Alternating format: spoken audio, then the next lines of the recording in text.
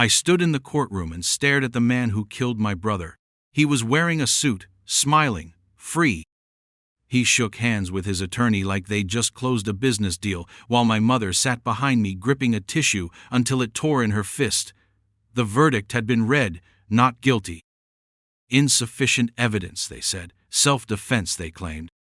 And just like that, the man who left my brother's body on the side of a gas station parking lot walked out the front door while we were still stuck in the morgue. I was 17 when it happened. My older brother Caleb had gotten into an argument at a convenience store with a man named Jace Lorman, local troublemaker, history of petty violence, connections to a family that could afford top-tier defense.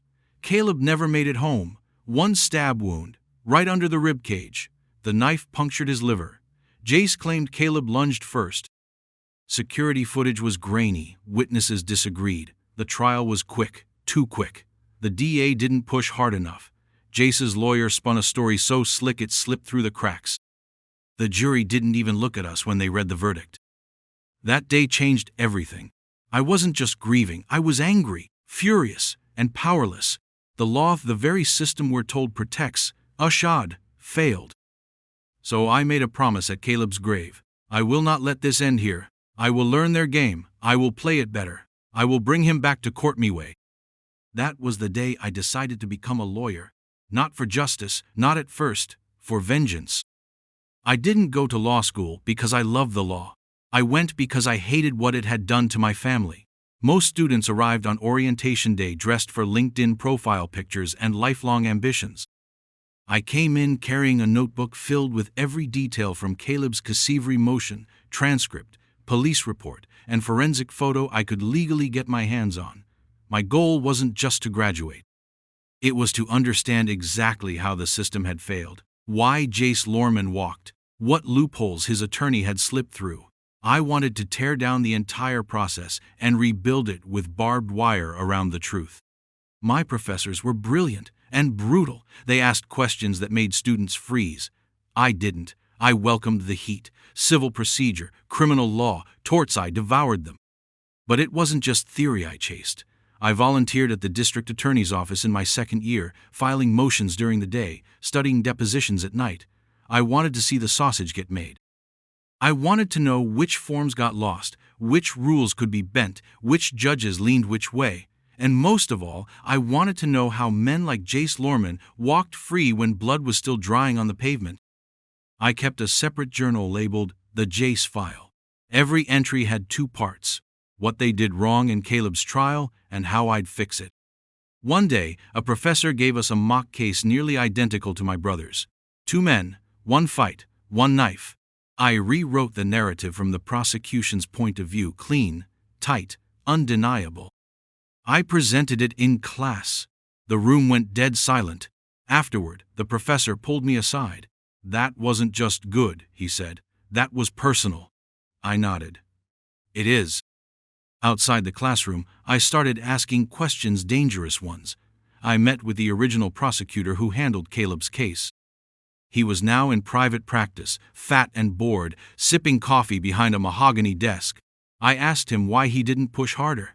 "It was a weak case," he shrugged. "Your brother didn't look like a saint, and Jace had a better lawyer." I stared at him for a long time. "You didn't even fight." He smiled like that wasn't the worst thing a man could do. "Sometimes you don't win." I left his office shaking. But I wasn't done. I started digging into Jace's past, not just what made it to trial, but everything.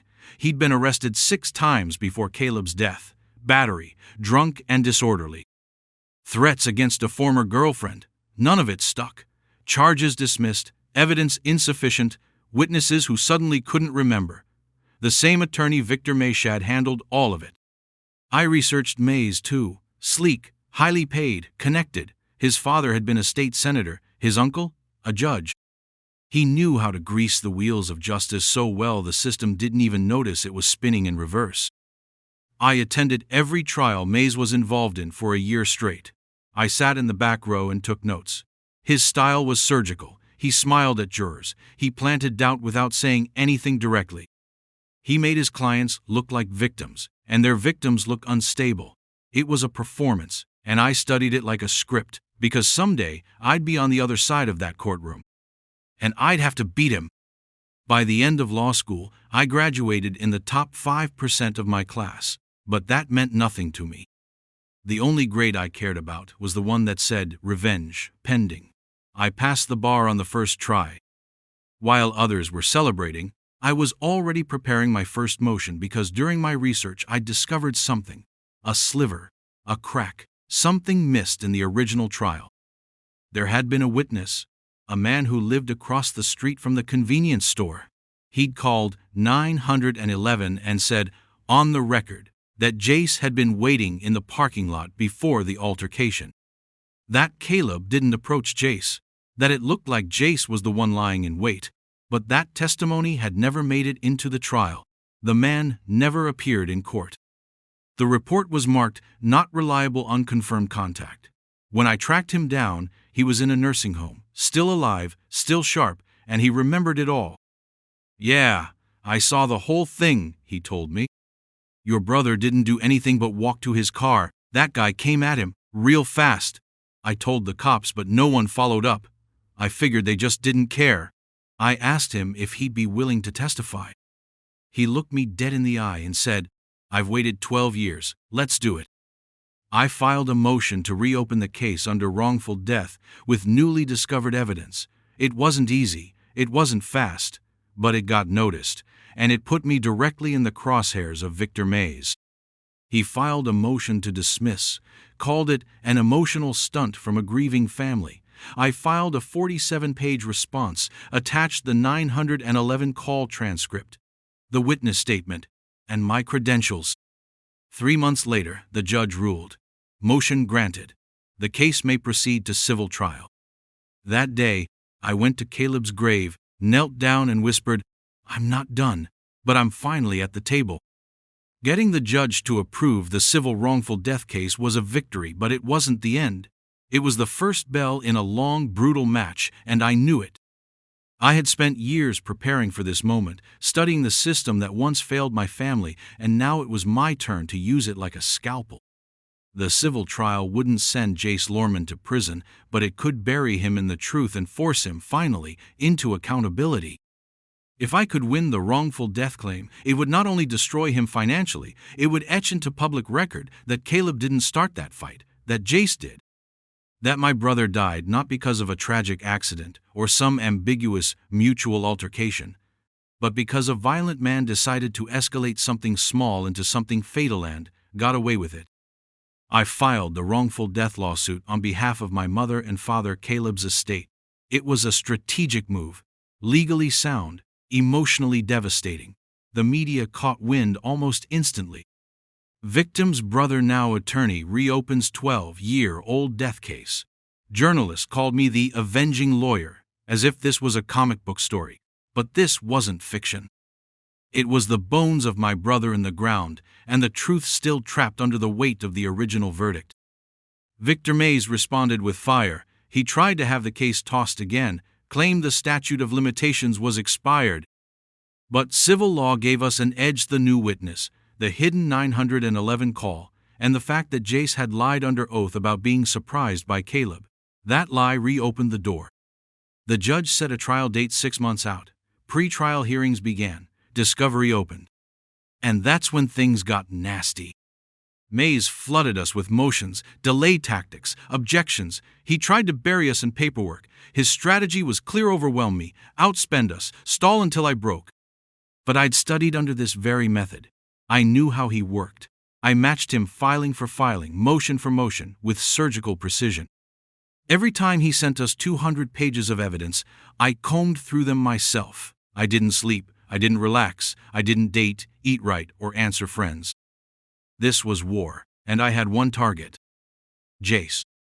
He was smug during the depositions. Sat with his legs wide, suit crisp, answering every question with half a smirk. I already beat this case, he kept saying. What else do you want from me? I wanted him to say something, slip, crack, and he did, because the arrogance that helped him walk free all those years ago couldn't hide under oath now. I asked him if he remembered where Caleb was standing when the fight started. He gave a location, But it didn't match the police photos where Caleb's keys were found, where his car door was open. It contradicted his original testimony. That inconsistency let me reintroduce doubt into the record. Then came the witness, Mr. Garrity, the old man in the nursing home.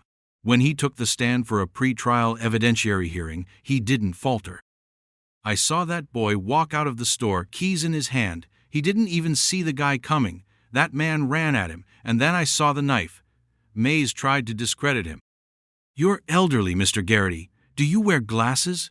Garrity smiled. "Son, I was a hunter for 30 years. I don't miss details, and I don't forget a killing." Mays' confidence began to crack. Behind the scenes, his firm started whispering about settlement. Small numbers at first. An offer of 50, 0. Then 100, 0. My mother cried when I told her, "It's more than we ever thought we'd get." But I shook my head. That's hush money. That's go-away money. Caleb's truth is worth more than their silence. I went public with the refusal. "We don't want their money. We want the truth." That quote hit headlines. It made us a human story, not a legal one. The court of public opinion began turning.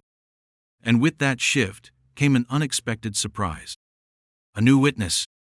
A man named Ray Peterson contacted our firm through the hotline we'd set up for tips. He said he worked at the convenience store as a janitor at the time of the stabbing, but hadn't come forward out of fear.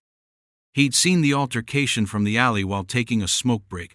"I saw the guy pull something out of his coat. I thought it was a phone. Then I saw the blade. I asked if he'd be willing to testify.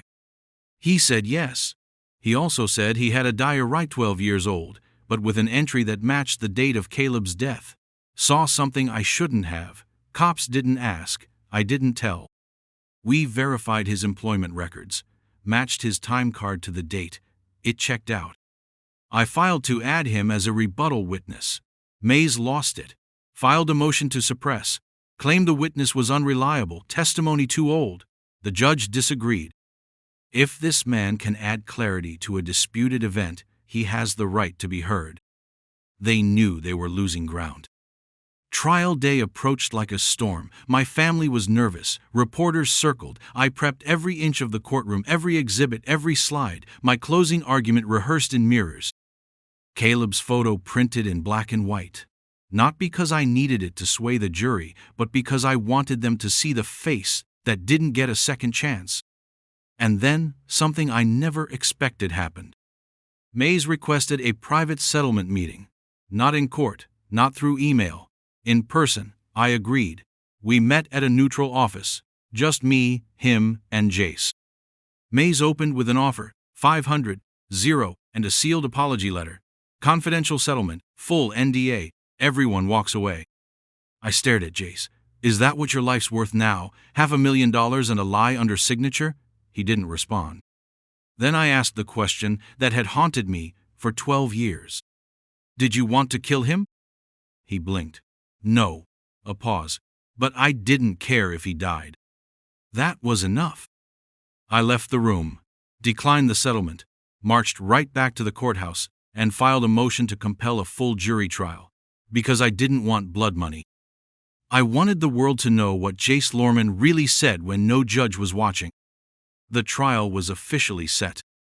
And this time, the courtroom belonged to me. The morning of the trial, I stood in the courthouse bathroom staring at my reflection. My suit was crisp, my tie centered, but inside I felt like a furnace wrapped in nerves. I wasn't just an attorney that day. I was a brother, a son, a survivor, and finally, an avenger. 12 years of sleepless nights, of second-guessing the justice system, of imagining what I should have said, what I could have done, all of it brought me to this moment. The bailiff opened the doors. I walked through like I was stepping onto a battlefield. The courtroom was packed, the gallery full. Reporters lined the benches, cameras buzzing just outside the building. My mother sat in the front row, clutching the same tissue she'd held during the original trial, a superstition she refused to let go of. My father sat stiff beside her, jaw clenched, as if he were holding up the whole courtroom by force of will. Opposite me sat Jace Lorman, no longer cocky, no longer smirking. For once, he looked like what he was, a man dragged back into the light he'd tried to escape. Opening statements began. Mays went first, as expected. He used his usual velvet-smooth delivery, framing the case as a tragic misunderstanding revisited, painting Caleb as emotionally unstable, and Jace as a young man reacting in fear. He called it a family seeking closure through blame. I let him finish, let the room soak in his narrative. Then I stood up. And I showed them the photo. Not the crime scene photo. Not the police file photo. A photo of Caleb in the hospital as a volunteer EMT, smiling, sweaty, holding the hand of a rescued child. This is the man they say was aggressive, dangerous, unstable. This is who Caleb was, and this is who Jace took away. Then, I laid out what the jury would see. Witness statements never brought to trial. A 911 call dismissed. A diary entry that matched a crime, and a killer who had walked away untouched for over a decade. The first witness was my mother. It broke me to call her, but she insisted. I want them to hear from his real family, she said. She took the stand and spoke like a woman who had already buried her son, but refused to bury the truth. He called me 10 minutes before he died, she said. Said he was picking up Gatorade and coming straight home. She paused. He never made it. But the man who killed him did. Mays tried to rattle her on cross, asked if Caleb had ever lost his temper. She nodded. Once, she said. When he found a neighbor hitting her dog, he yelled so loud, the guy never did it again. The jury leaned in. Next came Mr. Garrity. Despite his age, his memory was sharp as a scalpel. That boy didn't even see it coming, he said. He was walking, not running. The other guy was already there, waiting. Mays attempted to undercut his vision, questioned his reliability, brought up his age. Garrity grinned. I've buried 3 dogs, 1 wife, and 10 hunting licenses. I remember what matters. Then Ray Peterson took the stand, the janitor. He pulled out his old notebook and read the entry. Saw the guy pull something from his coat. Cops didn't ask. I didn't tell. The room went dead quiet. I should have said something then. I won't stay quiet now. Mays objected repeatedly, tried to dismiss the diary as unreliable personal narrative, but the judge allowed it under corroborating testimony. Piece by piece I rebuilt the crime in the jury's mind, not just the night Caleb died, but the years of silence that followed. I played the 911 call, Mr. Place de 7 Vendley. Garrity's original voice, shaky but clear. I think someone's getting jumped outside the station. That call had never been used in court. Now it rang like a resurrection. Jace's turn came. He took the stand with hesitation. Mays had prepped him, no doubt, but nerves leaked through the cracks. I kept my tone surgical, calm, measured. Did you see my brother before he approached the car?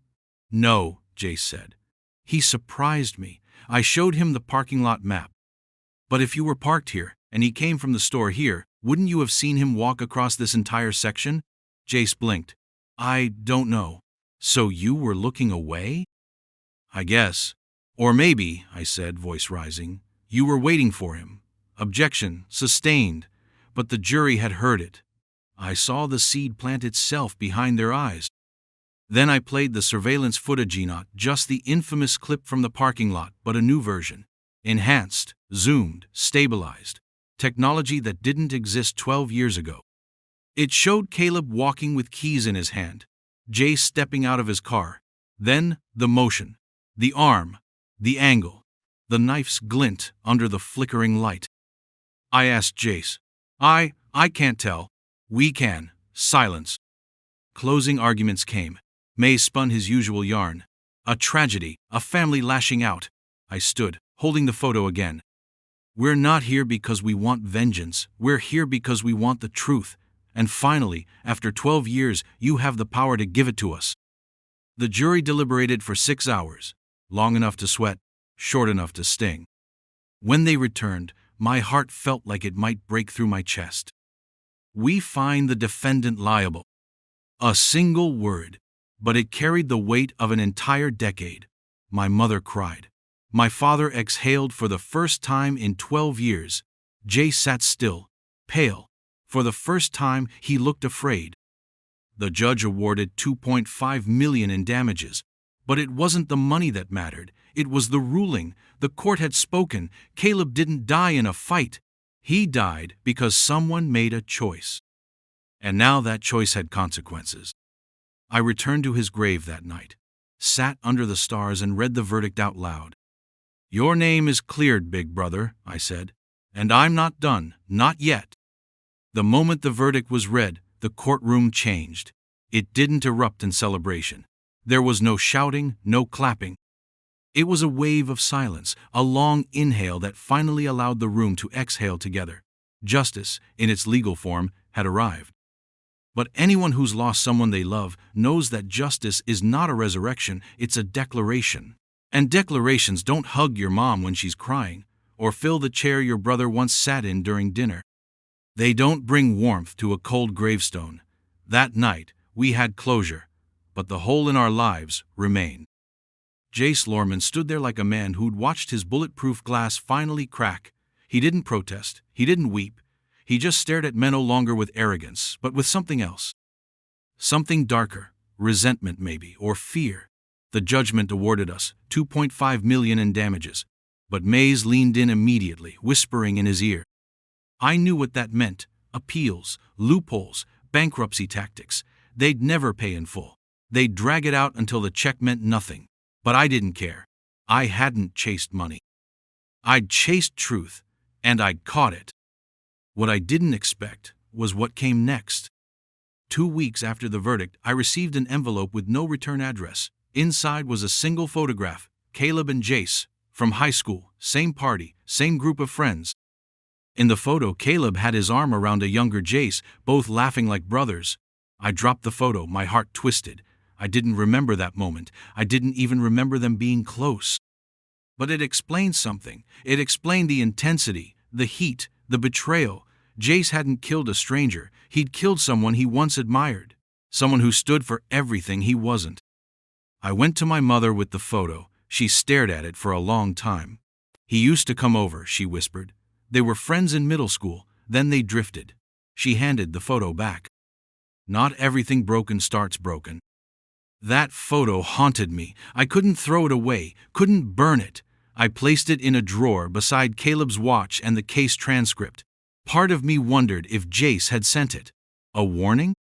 A confession? A cry for, what? Forgiveness? Mays, true to form, filed an appeal.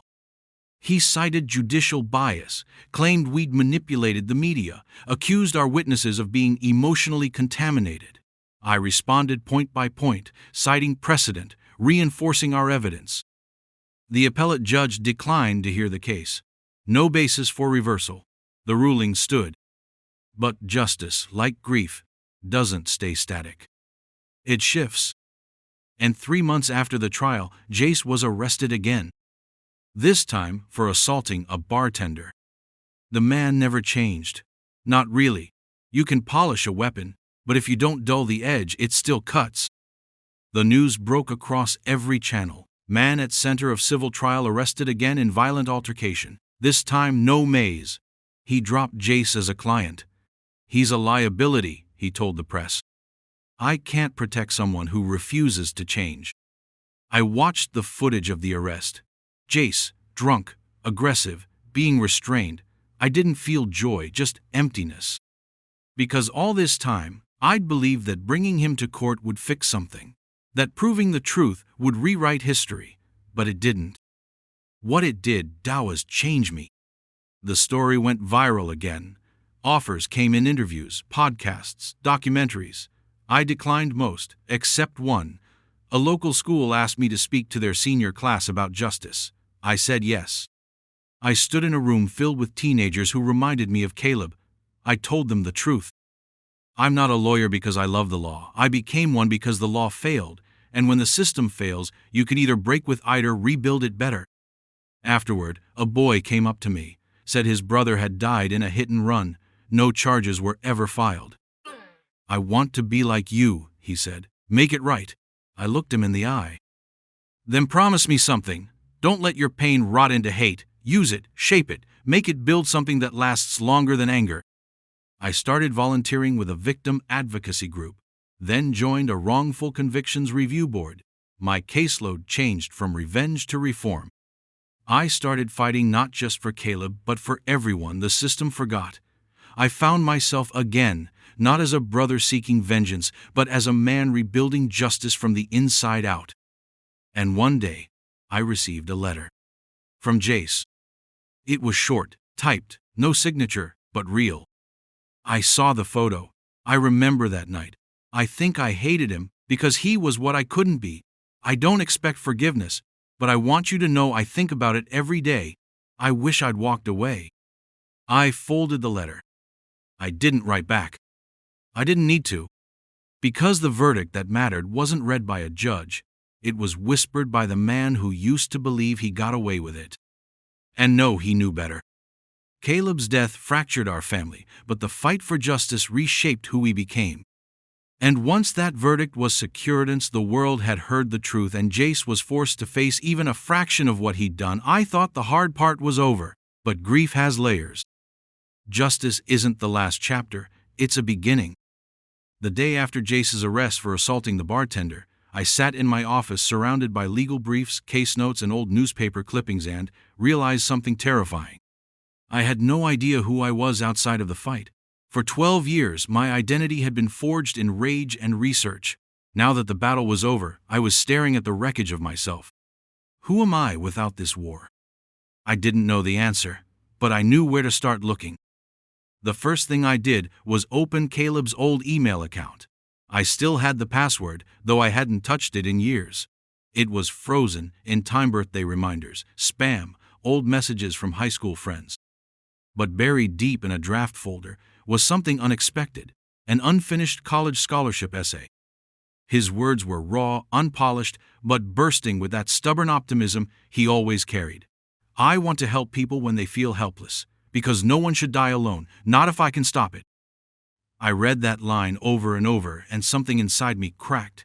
For all the legal victories, for all the courtroom theatrics, I'd forgotten what Caleb really wanted. He hadn't cared about lawsuits or settlements. He wanted people to be safe, to be seen, and I realized then that my work wasn't finished. It was just changing shape. I started small, a community workshop for teenagers on how the justice system actually works. Then a second one for victims of violent crime, teaching them how to advocate for themselves. I partnered with other lawyers, started building a nonprofit dedicated to victims' legal rights, access to fair representation, navigating appeals, post-trial resources. We called it the Caleb Foundation. And once the name hit the press, donations rolled in, survivors showed up, families of victims who never had their day in court wrote letters that broke me open. "You said what we've been trying to scream for years," one woman wrote. "You made people listen." But it wasn't just law I wanted to change, it was how the system saw people. I returned to my old law school and offered to guest lecture. At first, it was one class, then a full seminar. I called it The Human Cost of Trial. I brought in victims, mothers, retired detectives. I showed the side of justice that textbooks never covered, the silence after the verdict, the wounds that don't bleed. And every semester, I told Caleb's story, not as a martyr, not as a case study, but as a brother. The nonprofit took off faster than I expected. We opened a second chapter in the next state over, then another one. I hired attorneys who were survivors themselves. One woman on our team had escaped a domestic violence situation and later became a prosecutor. Another was the sibling of a homicide victim like me. We weren't just lawyers, we were what justice looked like when it bled. And then, 2 years after our trial, I received an invitation. A state judiciary board wanted me to testify before a committee reviewing reforms to wrongful death statutes. I was told they'd be reviewing potential expansions to include older cases if new evidence emerged, cases just like ours. I stood before that panel in a Navy suit with Caleb's watch on my wrist and told them plainly, the law isn't just a rulebook, it's a mirror. And if the people looking into it can't see themselves, it's broken. The committee recommended the bill. It passed 6 months later. One night, while reviewing new intakes at the foundation, I came across a file that stopped me cold. A mother whose teenage son had died under suspicious circumstances in a fight with a known felon. Police say it was self-defense, no charges filed, we don't know where to turn. I read the file twice. Her son's name? Jamie Lorman. Yes, Lorman. Jace's younger cousin. My breath caught in my throat. He died the same way my brother had. Different city, same story. The killer, another man with priors. Another case with insufficient evidence. I sat there, stunned. The past wasn't just repeating, it was multiplying. This wasn't about my brother anymore. This was systemic. This was generational. I picked up the phone and called the mother. Told her who I was. Told her what I'd do. And for the first time since our case closed, I said it again. We'll fight, and this time we'll win. Caleb's name began showing up on plaques, on scholarships, on victims' rights proposals. People who had never met him now carried pieces of his legacy into courtrooms across the country. Every time a family used our nonprofit to reopen a file, to find justice they thought was lost, I could hear Caleb's voice in my head. No one should die alone. And they weren't. Not anymore. Not while I was still standing. 3 years after the trial, I stood in front of a different crowd, under different lights, not a jury, not a classroom, but a stage. The National Victims Advocacy Summit had invited me to deliver the keynote address. Somewhere between the long list of case wins and foundation expansions, I had become a voice, a reluctant one maybe. I didn't seek out microphones, but when they found me, I didn't look away. I took the stage with Caleb's photo in my breast pocket, not for show, for strength. He had become my compass, even now. Especially now. I looked out at the crowd of survivors, advocates, exhausted social workers, and battle-worn attorneys and said, I spent a decade chasing justice for one person. Then I realized justice only matters if it opens the door for everyone else. The applause was soft but steady, and for once, I didn't feel like an imposter on that stage. But speeches weren't peace. Peace came slower. It came in the quiet, in the moments I least expected, like standing in line at a grocery store and realizing I wasn't watching every man in a baseball cap, wondering if he looked like Jace. Or walking past the gas station where Caleb died and not choking on the memory of sirens. Or waking up on Caleb's birthday and not feeling the pull of guilt before anything else. It came in the form of a letter this time. Not from Jace, but from his mother. Yes, his mother. It arrived in a plain white envelope, shaky handwriting on the front, no return address. Inside was a single page. I never believed what he did was right, she wrote. I raised 2 boys, and both of them found violence instead of purpose. I wish I'd known how to stop it, but I want you to know your brother deserved better. And I'm sorry. I stared at those words for a long time, a small kindness from a place I'd never expected, and it didn't undo the pain, but it softened the sharpest edges, a little.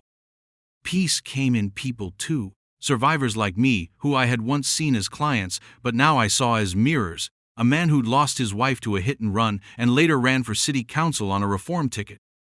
A teenager who was paralyzed in a drive-by, who used our grant to study criminal justice. A mother who found her son's killer by refusing to stay quiet, who told me, "You gave me permission to rage, but you also showed me how to rise." Caleb's foundation crossed state lines, then national ones. We started a legal fellowship named after him. Law students now compete for it, the Caleb Hartford Justice Fellowship. They submit essays not about how to win cases, but about how to make the system more human. And every time I read their words, I remember the boy with the crooked grin who said, "I just want to help people when they feel helpless." He didn't get to live that dream. So now, others do it for him. I found love again too, slowly, carefully. Her name was Lena, a counselor who worked with victims of violent crime. We met during a seminar and argued about legal language versus trauma language. She won the argument, then stole my heart. The first time she asked about Caleb, I braced for the weight, but she didn't flinch. She listened, really listened. "You're still holding his heartbeat," she said, "but maybe it's time to stop carrying the guilt with it." I proposed to her at the lake where Caleb and I used to skip stones. Just the 2 of us, under the wide open sky.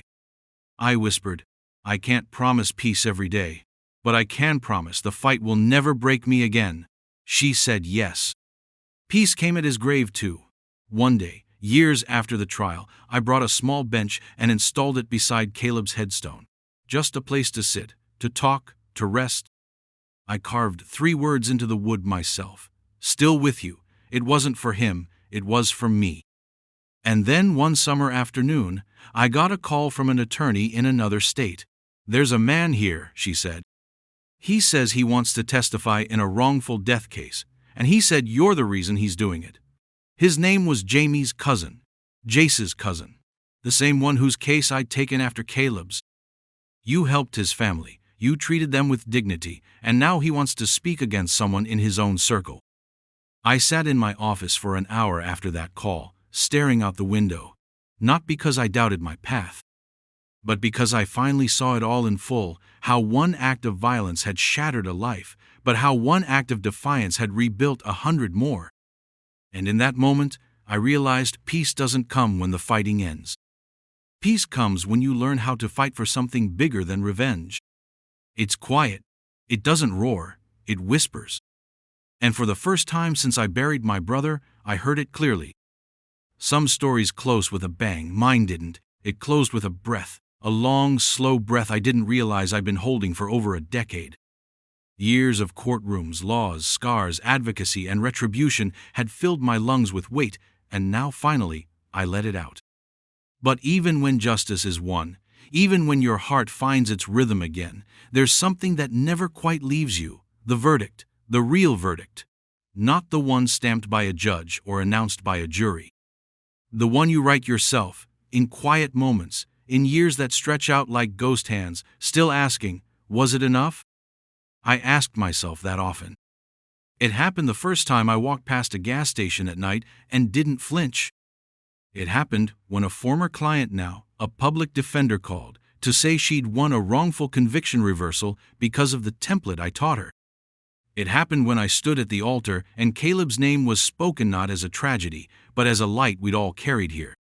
It happened when Lena and I sat on the bench by his grave, our baby daughter asleep in her arms, and I whispered, "You've got an uncle watching over you." I learned that justice isn't static. It doesn't stand still like a monument. It moves, it evolves.